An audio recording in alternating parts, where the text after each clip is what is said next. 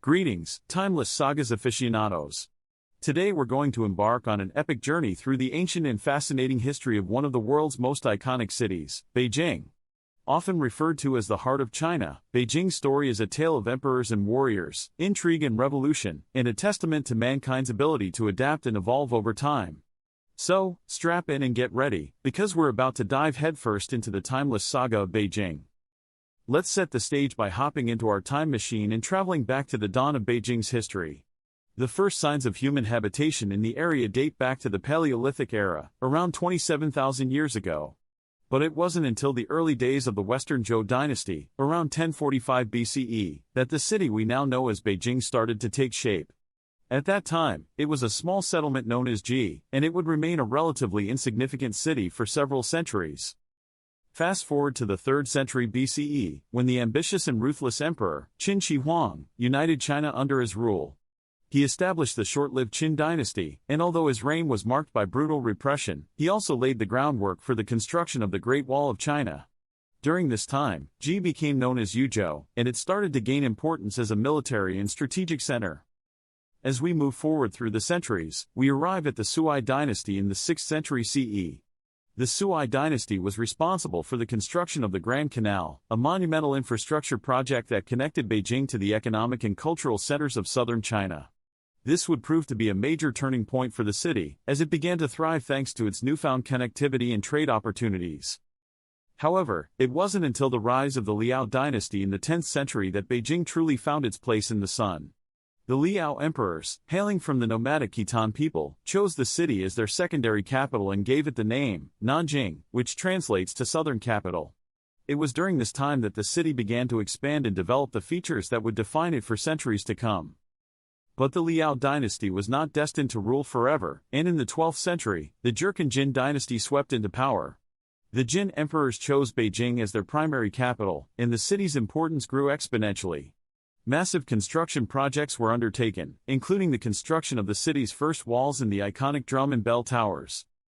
As the Mongol forces led by Genghis Khan and his successors swept across the Eurasian continent, they eventually toppled the Jin dynasty in 1234. By 1271, Genghis Khan's grandson, Kublai Khan, had established the Yuan dynasty and would later complete the conquest of the Song dynasty in southern China. Under his rule, Beijing, now known as Dadu, or Great Capital, underwent a significant transformation. Kublai Khan's reign marked the beginning of a truly cosmopolitan age for Beijing.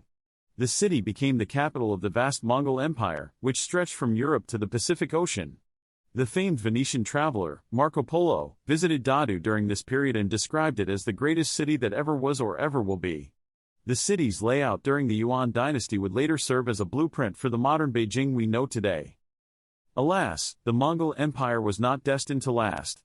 In 1368, the Ming dynasty, led by Zhu Yuanzhang, aka the Hongwu Emperor, reclaimed China from the Mongols and established their capital in Nanjing.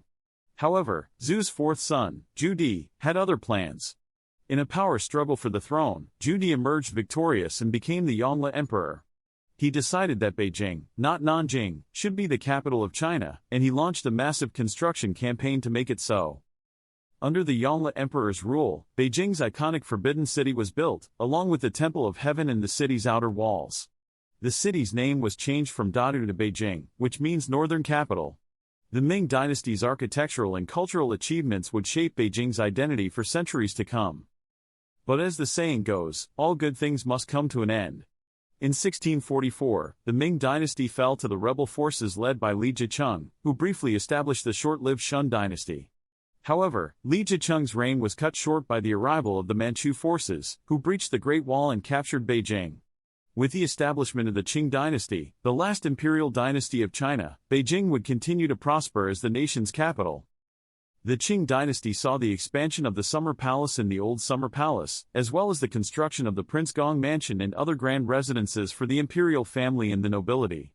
At the same time, European powers began to exert their influence on China, leading to a series of conflicts known as the Opium Wars.